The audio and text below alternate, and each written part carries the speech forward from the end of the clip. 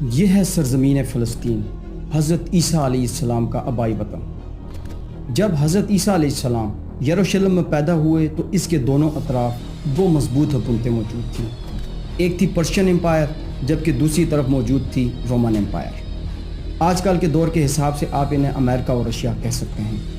اس وقت Roman umpire کی سرحدیں 3 بر اعظموں میں موجود تھیں: یورپ، ایشیا اور افریقہ۔ انہیں رومن امپائر کی 3 ٹانگیں بھی کہا جاتا تھا۔ رومن امپائر کی بنیاد حضرت عیسیٰ علیہ السلام کی پیدائش سے تقریباً 6 صدیاں قبل ہوئی تھی۔